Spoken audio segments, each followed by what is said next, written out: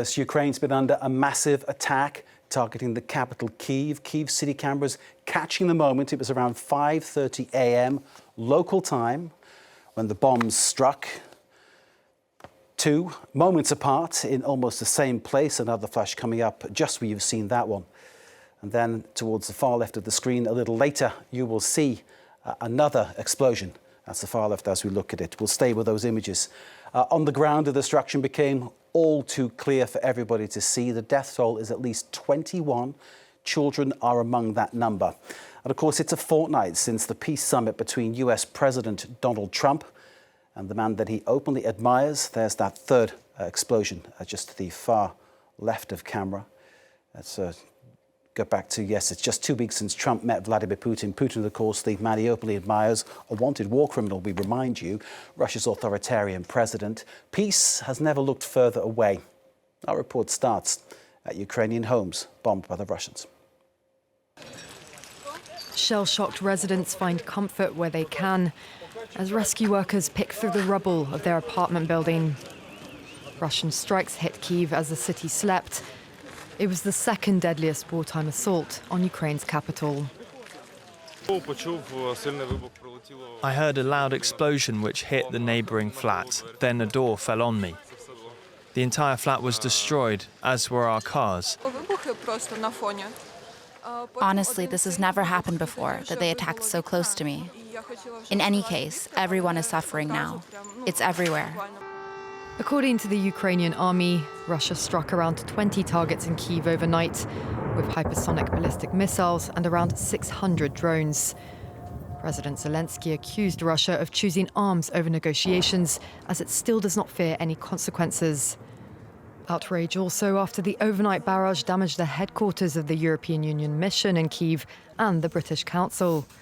London and Brussels have summoned their Russian envoys, and the EU said it would soon put forward another round of sanctions. This was the deadliest drone and missile attack on the capital since July.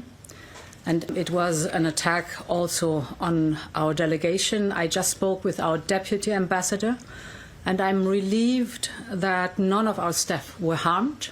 The British Prime Minister accused the Russian president of sabotaging hopes of peace with the strikes. Since Vladimir Putin met Donald Trump in Alaska on August 15th, there's been no let-up of Moscow's assault. Thursday, the Kremlin said Russia is still interested in peace, but will keep up strikes. This Friday, Ukrainian representatives are set to meet members of the Trump administration in New York, but Russia won't be at the table. Let's go straight to our correspondent in Ukraine's capital, Emmanuelle Chaze, waiting for us live in Kyiv. Emmanuelle, a very good evening to you. It has been another difficult and dangerous night where you are. Russia's strikes, Zelensky's reaction. Tell us the story. Well, indeed, it's been yet another night of worry for millions here in the Ukrainian capital. We've had several rounds of explosions in the middle of the night. Some were falling here in the very heart of the capital. Others fell on the other side of the Dnipro River. That's actually where most of the people were found dead, in that residential building, which entirely collapsed after a strike. Behind me, you can see on the one side there is a residential building with some lights on. Those are residential buildings where people are trying to, count what damage has been done. They're trying to see what can be salvaged. They are also replacing windows by wooden panels when they can, by plastic sheets, transparent sheets when they can. On the other side of the screen, you can see civil servants still working on site. They are still clearing the rubble. Those are office buildings. I am actually just 1 block away from the headquarters of the EU delegation, which has been damaged last night, and just across the British Council, the building of which has been entirely destroyed, as all the windows have flown away. There's still shards in front of it. It's an image of destruction, and it's just one among at least 20, according to the Ukrainian authority, around the capital. I've just spent the day going from one side to the next, and every time it is the same scene of desolation. And here from the ground floor, Ukrainians I could talk to, they do not even know what to say anymore. They do not even know how to convey that they are on the receiving end of those drones, of those missiles.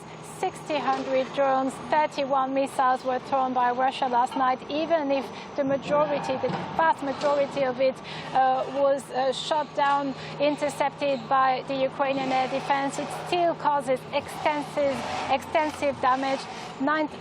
There's already 21 persons who are known to be dead. There might still be people under the rubble. Among the victims, at least 4 children. The youngest is 2-year-old, and a 12-year-old died, a 14-year-old died. Those are all civilians. It is a tragic situation, and it is a situation made by the fact that Russia sent the bombs and the drones towards Ukraine. There is no getting away from that fact. And as you say, Emmanuelle, at least 21 people killed, children among that number. You also pointed out that buildings belonging to Britain and the EU have been struck a week after an American company was struck as well by a Russian munition, should I say, rather. Could there be any more proof for Donald Trump that Vladimir Putin is not serious about peace? In the words of Zelensky, he's choosing ballistics over negotiation. His shooting ballistics over negotiations is something that Ukrainians have warned the West against for 3.5 years, if not 11 years now. Ukrainians are on the receiving end of those missiles, of those drones. Here in the city center, right where I am, I cannot think of any military target that could have been of interest to Russia. There is 2 kilometers away from where I stand, the main train station. There are train warehouses not too far. Perhaps that was their goal, but it's still a war crime to target, to have those targets, struck at any cost, because the cost is that of civilian life in the very heart of the European capital. Volodymyr Zelensky voicing there the concern of millions of Ukrainians who are living day in, day out under Russian bombs. Emmanuelle Chaze, as always, thank you very much indeed for bringing measured reporting from Ukraine's capital. And as always, I wish you a safe continuation on your mission there for us. Emmanuelle Chaze, our correspondent in Kyiv.